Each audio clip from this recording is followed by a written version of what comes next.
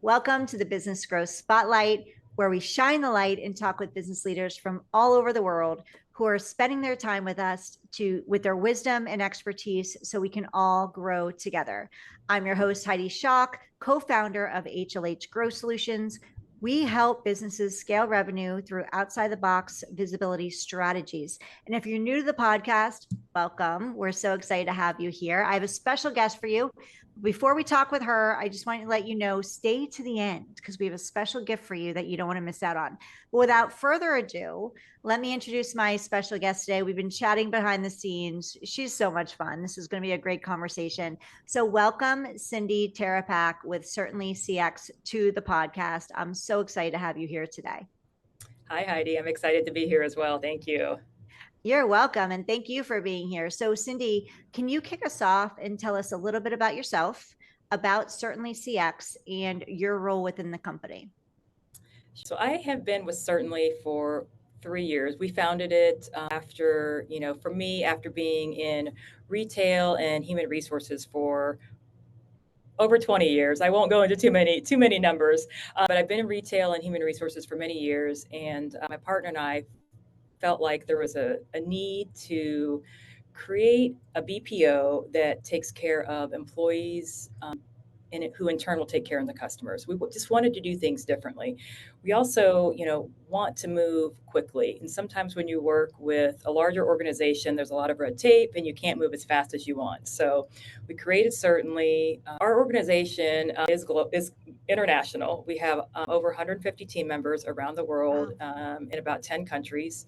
So we're 24/7, which is a lot of fun. It's a lot of work, but a lot of fun. And it's really amazing. Very rewarding for me. My role within the company is I'm Chief People Officer. I'm one of the co-founders, but I love working with our team closely. Being engaged with our team is really important to me. Bringing on new hires, making sure everyone has what they need. We're taking care of the clients, customers. That really, falls into my wheelhouse, and it means a lot to me. Amazing. So can you tell us more about like who is your ideal client? So who is it that you would be working with, and how do you serve those clients?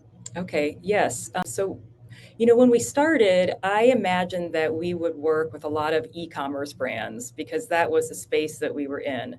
And, surprisingly enough, I would say half of our clients are e-commerce. And then the other half is more focused on like a back office admin type role.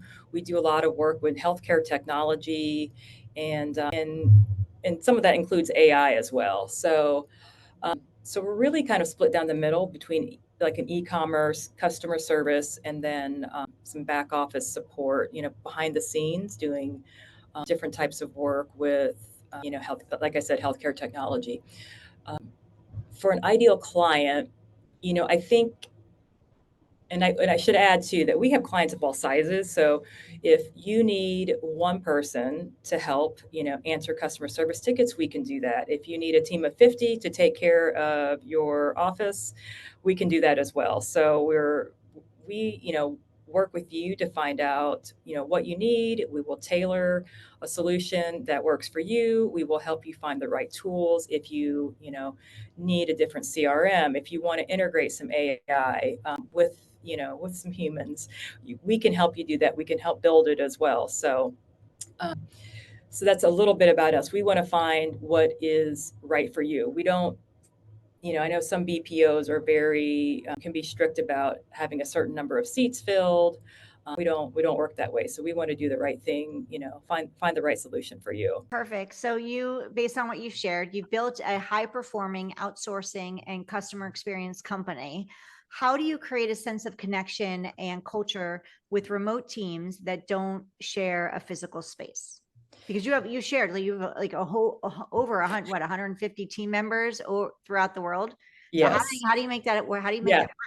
Yeah. That part's really tricky, but I think the key is to be consistent and or to consistently make the effort every day. It starts with having our values, and not just having the values on paper, but truly living those values. Um, weaving those values into things like hiring and recognition, our performance reviews. Because when you do that, when I do that as a leader, that trickles down to the other leaders and to the rest of the team. So I think that is a big part, is just, living the values consistently. I also think, having set routines with that communication. So if it's a daily stand up, monthly town halls, just having touch points to help to keep our communication consistent is really important. So I believe that the leaders need to actively demonstrate behaviors, upholding the values, like transparency, empathy, um, to help keep the culture alive, without having a physical office. Amazing. So how does Certainly CX's internal culture, because you're creating an amazing culture to have all these people that are with you right now. You've built an amazing team. So how does your internal culture leadership strategy drive engagement and reduce attrition among team members spread across all the different locations that you have? So I think one of the things besides being consistent and having those communication touch points is really listening. And when you are actively listening to what everyone is saying and asking for feedback, not just in, we have employee and EMPS, which we have great numbers on. That's really important, but it's just listening on those one-on-ones. So, like one thing that I do is I have a weekly catch up where 3 employees are randomly selected to meet with me each week. And in that time, I've had calls where I've been in tears with the team members. We've Wow. shared things that are like so personal that, I come off the phone just blown away, and I'm so touched that they would share that with me and with the other 2 people on the phone that they've never met either, in person. I've had calls where we've laughed, we've talked about food, and different things, but also in those calls in between, you learn about the person and maybe what they love to do, and then maybe from there you can find out like, "Oh, this person, Angelo could be really great in a scheduling position because of some things that he told me," or "I didn't know that Lyndon had an HR background." So you pick up on other things that maybe you didn't know. So I think listening is really important. And I think by doing that, then people start to trust you and come Yeah. to you more. I have people who come to me a lot, who want to talk to me, who will tell me things that are going on, and we, use that to help make change and drive change within the organization. Last year, someone came up to me. She didn't come up to me physically, obviously, but through Slack, and she said, "Hey, Cindy, I want to be an intern for HR." And I was like, "That's a really cool idea." And she said, "I'll do it for free. I'll work for you for free." And I was like, "Well, that's really crazy. You're not going to work for us for free." So what we did with that, though, is we took that and we turned that into a program which is now called the Understudy Program. And it's similar to like a stretch assignment, but team members have the opportunity to rotate through different departments and for like 3 to 6 months, QA, scheduling, reporting, learn something different. And what that does is it gives them the opportunity to learn more about the business and also help them grow. So that's my second point. I kind of jumped ahead, but the second point, besides listening, is giving employees the opportunity to grow within the company, to grow themselves. I think would really help. It helps prevent people from leaving. I think those are the 2 big ones. One other point to make is making sure that there are set expectations, set boundaries, so people know what their job role is. There's not any miscommunication, and that way we can also give them feedback, good and bad. We want to make sure that they feel engaged too. So having those touch points every week, giving them the feedback, makes them feel connected.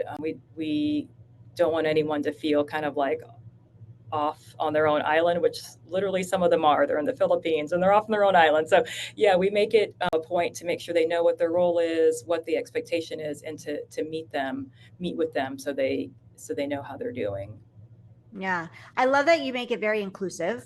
And it sounds like your team feels very valued. And we've talked about culture on this show, and we haven't dived as deep as you are diving today around it, which I think is fantastic, because at the end of the day, humans want to feel valued, right? They want to feel where they're getting up, they're showing up, they're spending more time at work than they are with their families. Most of the time, we're spending more time with the people that we work with than we do with our own loved ones at home.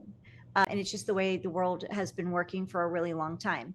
That being said, back in the day, you just knew that you had to get up, do the grind, and then come home and spend a few hours, and then go back to the grind.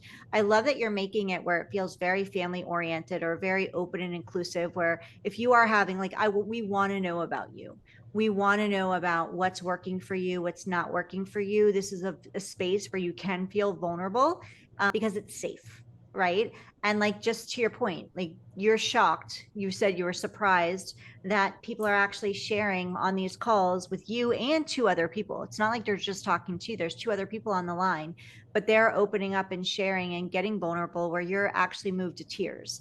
And I think that's beautiful. And that says a lot about your company, and why you don't have high turnover is because you do take that time.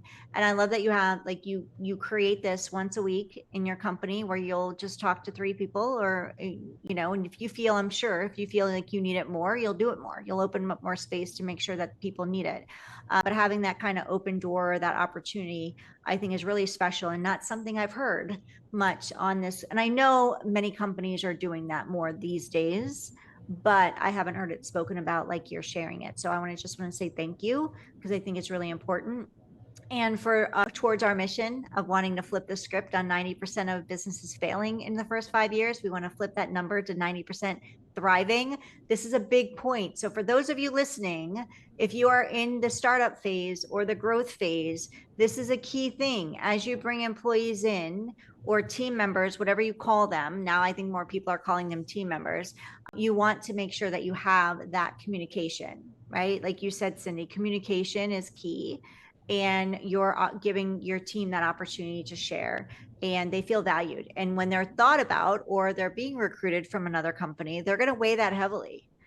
Money means less when somebody feels highly valued. Yes, we do want to make more money to have nice things and live a good life. But at the end of the day, we also want to feel respected. We want to feel seen. We want to feel heard. And we want to feel valued in what we're bringing to the table in a company. So thank you for sharing that. We switched a little bit to how you're being seen. Like you're allowing your team members to be seen, and you're providing that space. It's a busy world out there. It's a crowded market, right? You have competitors. You're not the only one in your space. Because if you were, it probably wouldn't be viable. So you have competitors. So I'm curious as to how are you standing out to your ideal clients, and what's working for you marketing wise? What have you all done? What has certainly done that has worked? And then possibly on the flip side, what have you done that maybe hasn't worked as well for you? Okay. So I think as far as standing out, I will give our team a lot of credit, because they're so awesome. So they make it very easy to, to that helps set us apart. We have a great team. They're solid. They're dependable. Our attrition rate is really low. Our employee engagement score is really high. So we can I guess brag that we have this team that's going to show up for you and do a great job. We're going to take care of you from start to finish. You don't have to do anything. So that's why we're here, and I believe that's how we can set ourselves apart. And I mentioned this earlier too. Like, we will help find the solution for you. My partner's background is different than mine, and I won't go into explaining it because I'm probably going to butcher what he's done in the past. But he's very operational. He's a really smart guy, and he has skills that I don't have. And I think the combination of the two of us are just Magic. okay. Yeah. Okay, that's better. I say magic. You can cut out my. No, this is we're rolling real here. Okay. But yeah, I think we really complement each other, and that's very important. Like, I've got the people side, and he's got like the operations side, and I definitely have operations piece, and he's got some people piece too. But I think just where our strengths are really make us special. We're both very passionate too. And I feel like once you get on a call with us, you can see how passionate we are about the business. And I think that sets us apart. Another thing that sets us apart is that because we work in different industries and with different tools, like we know and are so familiar and we're just up to date. Like we can work with any tool. We know the latest and greatest. Our toolkit is huge. We just have this a lot of knowledge about what will give you and your organization like the best, what will be the right fit for you. Yeah, I think that's how we stand out. So let's talk marketing. Right. Yeah, let's talk a little marketing because I mean, at the end of the day, we have to market ourselves.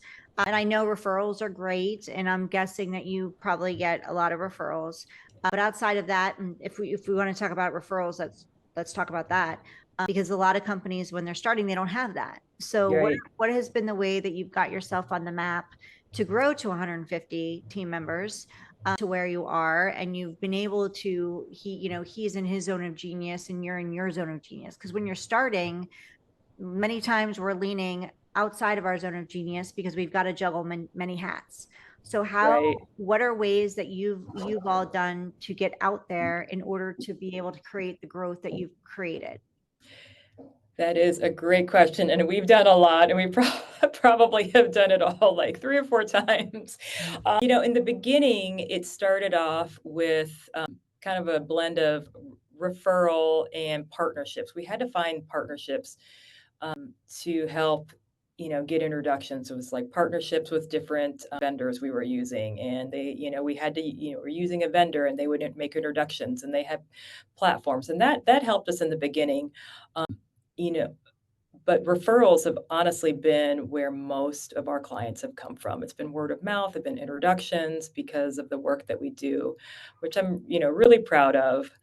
We're still trying our hardest to make, we have a team that's making outbound calls. We're connecting on LinkedIn. We're going, we're doing outreach through email. We're doing all the things that everyone else is doing as well. And that's, I think we all know it's really, really tough, very hard work. So we're still working that angle. And we also have been there's a great network called Support Driven for, I don't know if you're familiar with Support Driven. It is, to be honest, I don't know how they started, but they've got this great community, a great Slack channel, and then they do these conferences a couple times a year. But a really good networking space that we've had some luck with. But going to some of their events, and I think going to some other networking events will be in our near future as well, just to continue to network. Fantastic. So tell me about what's next for y'all. What's next for Certainly in the next, say, 12 months? What are the big goals that you have? I think the big goal is to double. Like, let's get to, let's double and get to 300 people. That's our big goal. And, we're going to do that by adding a few more clients this year. That's our goal. I love that you're adding people. So can we talk about AI a little bit? Sure. How are Yeah. you seeing AI affect your business, and how is it working for you? And do you see any challenges with it that in the near future? So we actually have a few clients who use it already. They have tools that they use, and then some of our team members use that AI as well. They like basically train it or QA it. They're helping AI. In some cases, in other cases, AI is working alongside them. So it's interesting. It's out there. People are worried about it. I think for us, there's two things that are happening. One, we're learning how to use it. Two, we're creating our own tools, co-pilots, QA tools, outbound calling. There's different things that we are creating that we'll be able to offer solutions for our clients that we've created that won't be, they should be more affordable than other tools, other QA platforms that are out there. And what's going to be great about ours is that we'll have people with it. So the other roles for our team going forward will be watching over AI and monitoring it. And that's what we're going to do when we build these different tools. Like if we built a tool for you that was making outbound calls, we would have someone on our team who would watch that for you and make sure that it's not doing anything it shouldn't be. So it Right. wouldn't just be out there on its own. But I think that's how, we'll have to evolve with it. It's coming whether we want it to or not. And I think we just have to all of us have to figure out how we're going to work with it and how roles can, people's roles can change to support it. Yeah, I think it's important that you said it's coming. So it's just a matter of learning how to work with it, because if you don't, you're going to be left behind, right? There's really Right. no option anymore. I remember it was probably a year ago this time, or maybe a year and a half ago. I was like, I'm not diving into AI. Like, as a business coach at the time, we pivoted our business since then. And now we use AI a lot and I love it. And I'm also nervous about it. I'm not going to lie. Like, there's full transparency, I'm a little nervous about it. I have teenage kids. I'm worried about the future as far as jobs go and what that looks like for them, and moving into college and figuring that all out. We have we got to put our heads down and figure out what's the best Right. direction, because this is a whole new space that has not been around, except for, so that, I would say in the last year or two, these children get to move forward, figuring out where they want to go and what they want to do. We were just out of town and I knew AI was coming to the drive-throughs, right? And we were in a very tiny town. And I just heard on the radio about AI in the drive-throughs like 2 days before. And lo and behold, it shows up in my life. Just on Monday, as we were leaving town, we went through a drive-through, and in a tiny town, like, you wouldn't, I live in a big town in South Florida. Like, I live in South Florida. This was on the other coast, tiny, like you wouldn't even know it. I didn't even know it existed months ago. And we go to the drive-through and it's AI taking our order. And I'm That's like, wild. wow, it's so wild. And they did a great job. It was a little slower, but as soon as you drove up, they were responding. You didn't have to wait for that, but it was a little slower, but everything was right on the screen, and we'll see how that all works out. But it could be a little nerve-wracking, get a little scary. But at the end of the day, like you said, it's here. So we get to embrace it. And I love that even with AI being here and you all navigating that, you're still wanting to you're wanting to double your team, which I think is fantastic. And I hope more companies follow that lead and figure out how to do that. So we don't want AI replacing. No way. No. It wouldn't be as much fun for me for sure. Yeah, that's true. You're a CPO, you're a people person. Right. We can't do that you're not going to be the CAIO. We got to keep the people in place. So Cindy, can you share, let me ask you another question. If I could hand you a magic wand, and I ask this of everybody, and you can wave it over one challenge you're having right now and go poof and take it away, what would that be and why? That is a great question. So I think I would just, I think I would just give us can I just double us with that wand? Can I just give us, I do want the bigger team. And part of the reason is because I love the challenge, but also I really, it makes me really happy that, we can give so many people work. They have work and they have work that they love to do.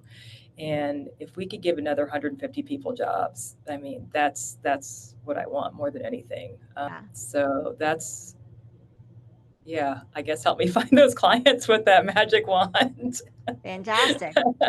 We're up for it. Let's do it. We're gonna help you do that by having you share how people can connect with you. Before I do that, what if I could bring you back in 12 months, Cindy, and we can revisit this conversation? What does success look like for you and your company? Yeah. So for me and my company, well, I didn't talk much about me, but I think just, for the company, having, I think some more growth within our team. So besides hitting that 300, but seeing, helping some existing leaders on our team level up, just continuing to give them opportunities to grow is really important. And that's something we're working on right now.